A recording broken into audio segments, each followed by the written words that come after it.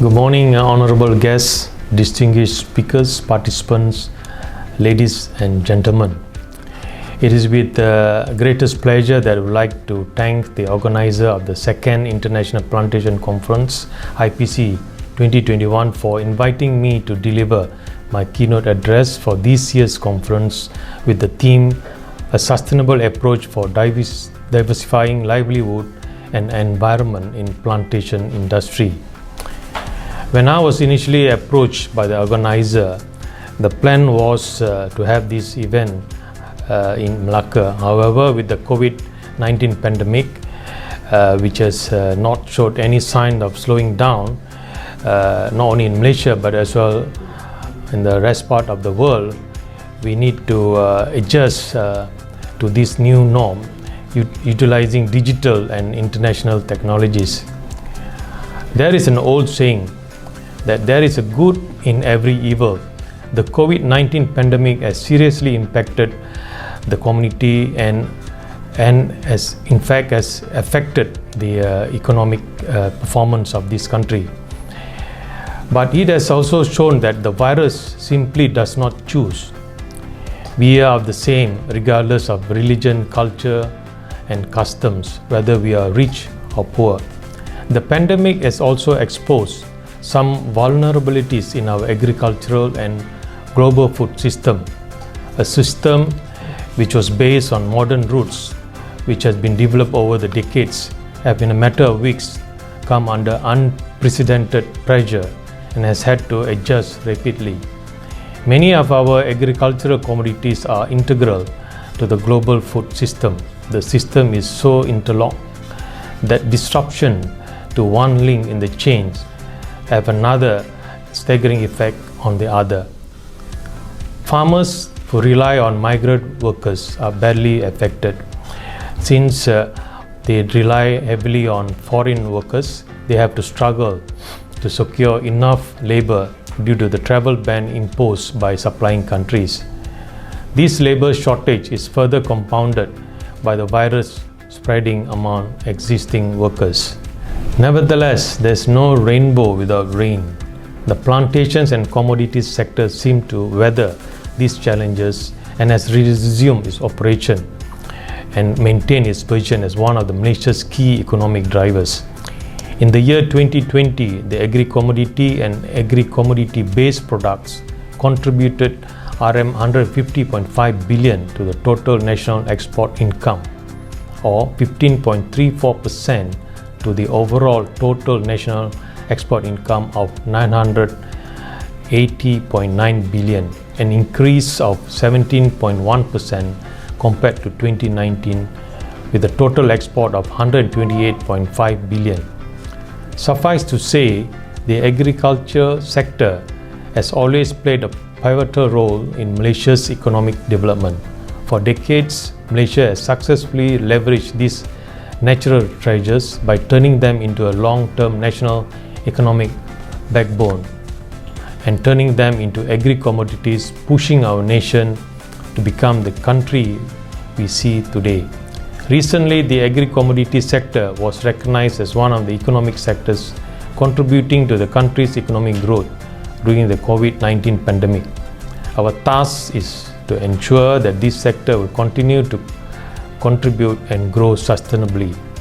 Ladies and gentlemen, sustainability is a complex concept. The most often quoted definition comes from the UN World Commission on Environment and Development. Sustainable development is a development that meets the needs of the present without compromising the ability of future generations to meet their own needs. For the Malaysian agri-commodity context and status as a developing nation, sustainability might be best defined as the integration of environmental health, social equity, and social vitality to create thriving, healthy, diverse, and resilient communities for this generation and generations to come. Our sustainability practice recognizes how these issues are interconnected and require a systematic approach and an acknowledgement of complexity. Thus, sustainability has always been the central theme of Malaysian economic policy direction through the years, from National Economic Policy NEP in the 1970s, New Economic Model in 2009, and the latest Shared Prosperity Vision 2030. These are to ensure that Malaysia's agri-commodity industries develop sustainably with various initiatives, regulations introduced and implemented to balance environmental health, social equity and economic vitality. I am proud to share that MPIC has also successfully incorporated UN SDGs principles into the soon-to-be launched National Agri-Commodity Policy 2021-2030, or in short the NACP 2030. As we all know, the United Nations Sustainable Development Goals (SDGs) is a global blueprint towards achieving a better and more sustainable future for all. Although the agri-commodity sector could impact each of the 17 SDGs in some way, 5 SDG most pertinent in the context of the NACP 2030 are Goal number 7, Goal 8, Goal 12, Goal 13 and Goal 15.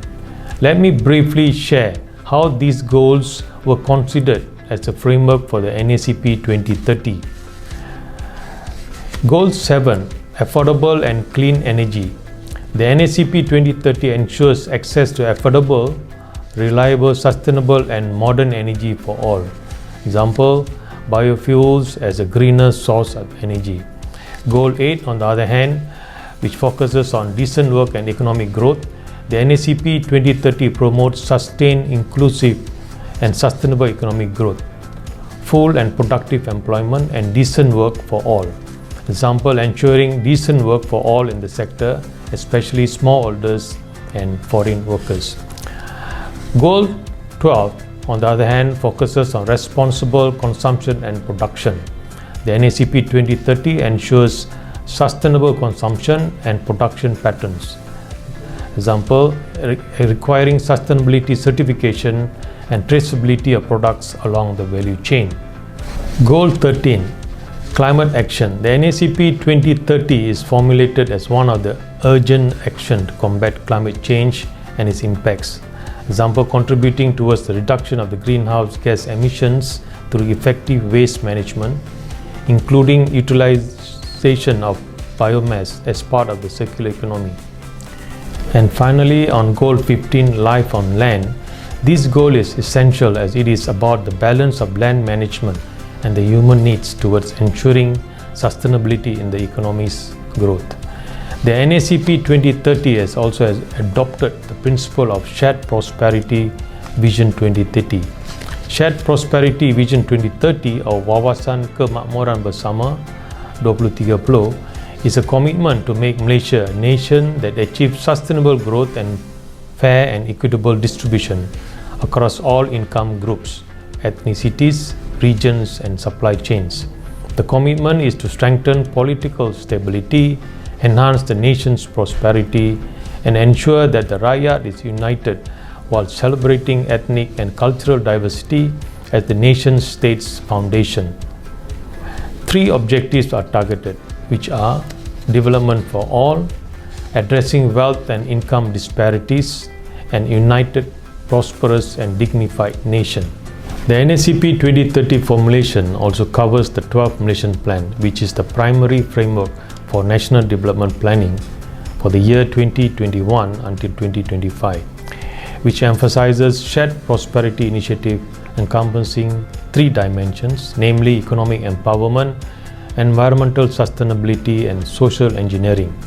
Therefore, it will drive the long-term direction of the agri-commodity sector, which includes boosting productivity, identifying new commodity sectors and products that can be a game changer as well as a catalyst for COVID-19 post-epidemic economic recovery. The 12th Malaysian Plan, currently in the final phase of preparation, will be launched soon. Allow me to go through with all of you the 5 policy thrusts of the NACP 2030 that reflect the agri-commodity sector's desired outcomes in particular and national priorities and commitments. The first thrust is to lead sustainable production and consumption across the value chain. The The NACP 2030 balances the trade-off between developing the agri-commodity sector and protecting the environment. Strategies will support green growth and place sustainability at the forefront of the agri-commodity agenda, including ensuring certification and traceability across the whole value chain. The second thrust focuses on accelerating productivity through R&D and C, innovation and technology application. The reality is that agricultural land for expansion is limited, and for some commodities has experienced declining of the planted area. A related concern is labor productivity to mitigate over-reliance on cheap foreign labor, especially for 3D or rather difficult, dirty and dangerous jobs. Public-private partnership will be prioritized to develop viable technology solutions that increases yield and productivity, improve working conditions for the workforce and expand adoption of mechanization and automation across both upstream and downstream. The third thrust focuses on intensifying value creation through new product applications, product diversity and increased complexity. Malaysia's competitiveness lies in a higher value added, lower volume downstream activities in niche areas. Malaysia is now known for its strong manufacturing capabilities and matured value chain. Therefore, we should use these as our trump card in ensuring competitiveness and market access. Further opportunities include expansion into agri-commodity related services, including digital technologies. The next thrust of the NACP 2030 is to expand markets by leveraging the global supply chain. As a trading nation, Malaysia is very much part of the worldwide supply chain. While agri-commodity exports have remained stable, there are always risks, whereby existing market may cease to import Malaysian products, whether due to cheaper available products or low producing countries. Issues such as sustainability and workers' welfare, diversifying export products and needs will help hedge against these risks. The final thrust of the NACP 2030 aims to increase inclusiveness and ensure fairer wealth distribution. The agri-commodity sector has historically played a key role in poverty eradication or reduction through the smallholder development model. Two other groups which will also be prioritized: the Bumiputra community and the entrepreneurs of the small and medium enterprises who are underrepresented in the midstream and downstream agri-commodity segments value chain. In short, the NACP 2030 emphasizes the dual objective in developing the agri-commodity sector in Malaysia: sustainability and prosperity. All agri-commodity industry players, from large corporations to smallholders and workers, must share and benefit from the wealth and prosperity created. But this prosperity must not come at the cost of environment, nor the sector's future viability and the people involved in it. Ladies and gentlemen, a key challenge for the agri-commodity sector is to meet the demand of an increasing global population, while at the same time reducing the environmental impact and preserving natural resources for future generations. We acknowledge without a doubt that agriculture does have significant effects on the environment. While the media will usually hike up the issue of deforestation or pollution and degradation of soil, water and air, agriculture can also positively impact the environment, for instance by trapping greenhouse gases within crops and soils, or mitigating flood risks through the adoption of certain farming practices. Since the Rio Summit 1992, Malaysia has taken crucial steps and measures in balancing trade and sustainability. Malaysia has been committed to ensuring that at least 50% of the land area are under forest cover. Currently, the total area under forest cover in Malaysia is 55.3%. In retrospect, Malaysia has also voluntarily agreed to cut the GHG emission intensity by 45% by 2030 relative to the emission intensity GDP in 2005 as part of its commitment to COP21. As of 2013, Malaysia has achieved a 33% reduction. Malaysia is proud to be one of the world leaders in sustainable palm oil production. The Malaysian government through MPIC is replicating the various environmental measures in palm oil cultivation, which has successfully uplifted the lives of rural communities to other agri-commodity sectors. One of the measures taken by MPIC is the introduction of the Malaysian Sustainable Palm Oil Certification or MSPO in 2015 and making it mandatory starting from January 2020. MPIC views that the MSPO certification scheme as the key to the Amsterdam Declaration, which requires all oil palm shipped into Europe to be certified as sustainably produced by 2020. The MSPO certification scheme aims towards ensuring Malaysian palm oil is sustainably produced and safe for consumption. It also seeks to reduce the industry's social and environmental impacts and help independent and smallholders certify their palm oil for the export market. The certification ensures the country's palm oil industry complies with all international sustainability requirements that encompass the whole supply chain from growers and millers to traders and retailers. To lead the way in sustainable production and consumption across the value chain, MPIC sets a target to maintain at least 95% planted area are certified under the MSPO certification scheme. Malaysian Palm Oil Certification Council (MPOCC) came into operation in October 2015. Since then, MPOCC has been monitoring and reporting the palm oil planted certified MSPO. Currently, the certification of palm oil plantation area under MSPO has achieved 88%, which cover 5.1 million hectares.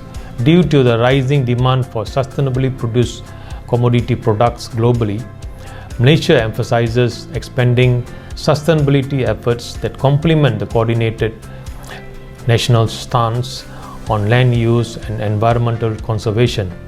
To reinforce this goal, efforts will be intensified in increasing the productivity of the commodity in the limited land available for plantation so that Malaysia can fulfill the obligation of maintaining 50% forest cover. The agri-commodity sector will also focus more on new initiatives such as utilization and optimization of idle agricultural land, adoption in good agricultural practices or GAP, and product certification scheme, especially the Malaysian Sustainable Palm Oil Certification. These are to ensure that the growth of commodity crops align to the national sustainable development policies.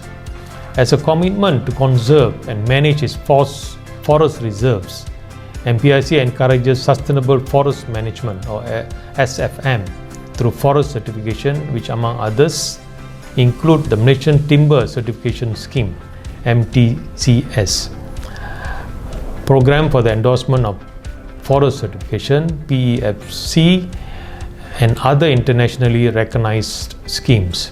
These schemes continuously support the trade in timber and timber products that use wood originating from sustainable and legal sources, which take into account the environmental, social and economic aspects of SFM. As of 22nd October 2020, we have 5.14 million hectares MTC certified forest areas endorsed by the PEFC scheme. In addition to this, Malaysia has established its Timber Legality Assurance System across the region, known as Timber Legality Assurance System for Peninsula or MyTILAS, Sabah Timber Legality Assurance System Sabah TILAS, and Sarawak Timber Legality Verification System or STLVS. MPIC focuses on putting sustainable policies and practices in the agri-commodity sector, as many countries are gearing towards sustainable development. For instance, the European Union actively promotes sustainability in its law, particularly within the value chain.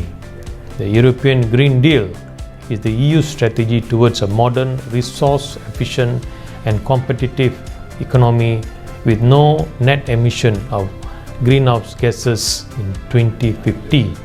The EU Commission presented an initial roadmap in December 2019 of the key policies and measures needed to achieve the European Green Deal.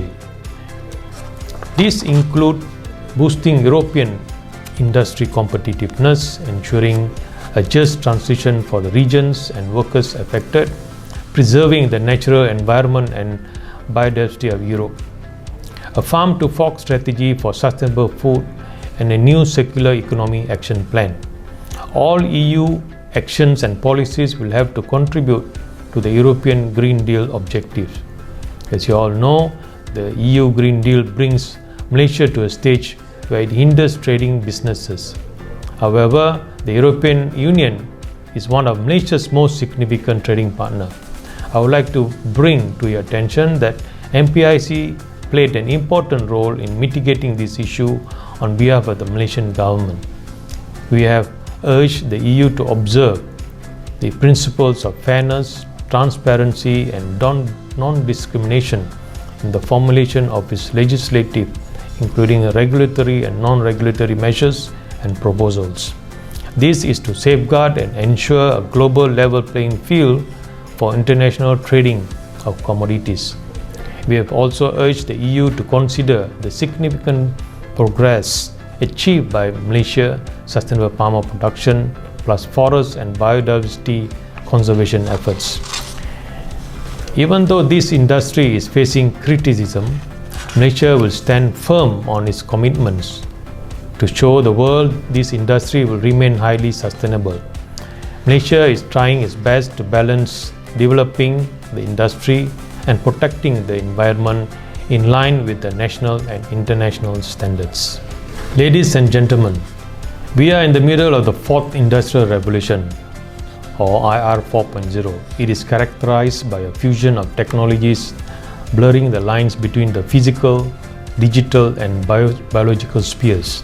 We are indeed standing on the brink of a technological revolution that will fundamentally alter how we live, work and relate to one another. Due to the fourth industrial revolution, many countries have initiated different national plans towards a new industrial revolution. Malaysia has launched the National Policy on Industry 4.0 or Industry Forward to increase Malaysia's competitiveness. The Industry Forward is a pivotal step as Malaysia seeks to strengthen its ongoing structural reforms to become a developed, equitable, sustainable and inclusive nation. Technology is the key enabler for Industry 4.0, undoubtedly has a tremendous influence on agri-commodity. However, how can it apply to the plantation industries and commodities such as palm oil, rubber, timber, cocoa, or pepper? Take palm oil for instance. The palm oil industry has always been a significant contributor to the Malaysian economy after the electrical and electronic sector. According to the Department of Statistics Malaysia, DOSM, total exports of Malaysian palm oil and palm-based products in 2020 generated 73.2 billion ringgit revenue, or 48.68% of the total export of commodity and commodity-based products. Besides palm oil and its downstream derivatives in 2020 has been Malaysia's single largest commodity earner, contributing about 3.6% or to a value of 48.3 billion to Malaysia's gross domestic product. Thus, to progress while remaining globally competitive and relevant, the palm oil industry must adopt and equip itself with technologies and innovation. Aligned towards Industry 4.0 and the effort to protect the environment and promote sustainability, the Malaysian government is committed to using green technology. Green technology is the emerging technology in sustainable livelihood and poverty alleviation by reducing environmental risks and ecological scarcities, carbon emissions and pollution, and enhancing energy and resource efficiency and preventing the loss of biodiversity ecosystem services in Malaysia. As I have mentioned earlier in my speech, Malaysia has been promoting sustainable oil palm cultivation through enforcing the Malaysian Sustainable Palm Oil Certification Scheme and developing sustainable green technology comparable to many other countries. There is a link between MSPO and Industry 4.0. Through its 7 principles, MSPO addresses the environmental, social and economic aspects of palm oil production, cultivation and processing methods, protecting forests and wildlife, safeguarding workers' welfare and safety, and providing a living wage. On the other hand, Industry 4.0 also addresses many issues concerning businesses, including the environment, health and safety of the workforce, waste management, efficiency in managing supply chains, resources and delivery systems. The growth potential is limitless, but all boils down to the knowledge of the application. For instance, Sciendabi has built a pilot mill with several sensors, controllers and a near-infra spectrophotometer. This plant also incorporates supervisory control and data acquisition technology, which is presently not widely used in palm oil mill and will bring the industry up to 3.0 and potentially Industry 4.0 level. Next, the government will ensure the Malaysian rubber industry aggressively continues R&D in continuously enhancing the latex harvesting technology to help develop innovative systems to ensure the sustainability of the Malaysian rubber industry. Overall, the significance of IR 4.0 in agri-commodity for all commodities, especially in the plantation area, reduces our dependency on foreign labor. However, we acknowledge that this is not an easy feat at all. Thus, as a part of our way forward to align with this revolution, we will encourage the private sector to increase automation and mechanization in the plantation, leading to increased productivity and reduced dependence on low-skilled workers. The initiative to support these strategies, as stated in our National Policy on Industry 4.0, are accelerate the readiness and adoption of IR 4.0 by providing effective training to smallholders and accelerate the transfer of new technology directly to research and development through collaboration with research institutions. I firmly believe if all the efforts shown by each of the commodity sectors in support of those strategies would enable the agri-commodity industry to move into Industry 4.0 and along the way contribute to fulfilling Malaysia's commitment to the United Nations Sustainable Development Goals.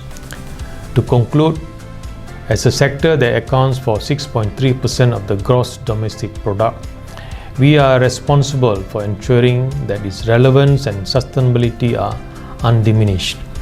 Moving towards Industry 4.0, this is an opportunity for Malaysia to develop the future plantation industries and commodities.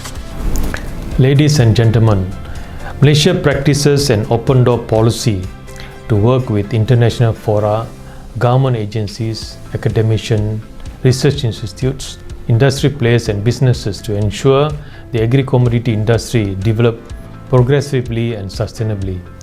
We also realize that we have to work with many stakeholders, harnessing the potential of ICTs in Industry 4.0, especially in the automation and mechanization in the plantation. This transformation will not take effect unless we take the first step, and our strategy has to be right.